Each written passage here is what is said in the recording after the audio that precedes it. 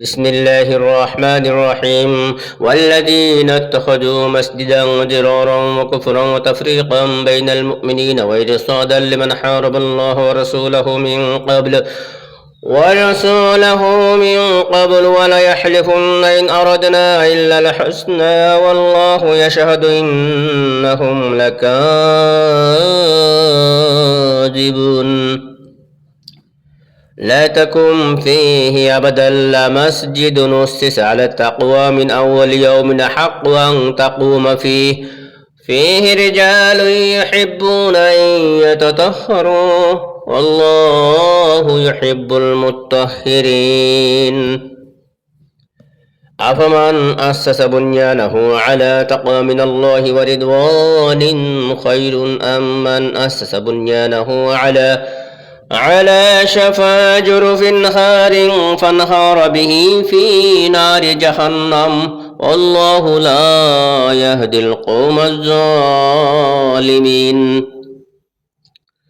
لا يزال بنيانهم الذي بنوا ريبة في قلوبهم إلا أن تقطع قلوبهم والله عليم حكيم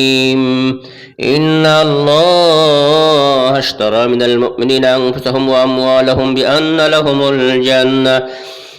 يقاتلون في سبيل الله فيقتلون ويقتلون وعدا عليه حقا في التوراة والإنجيل والقرآن ومن أوفى بعهده من الله فاستبشروا ببيعكم الذي بايعتم به والله لا يهدي القوم الظالمين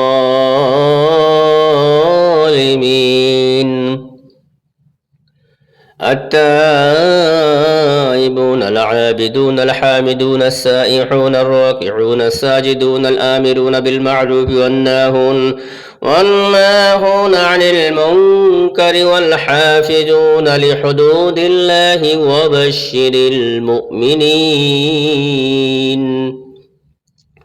بسم الله الرحمن الرحيم الله نور السماوات والأرض مثل نوره كمشكاة فيها مصباح المصباح في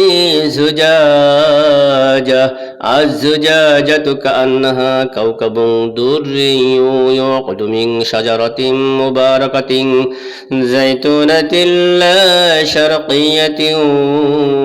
ولا غربية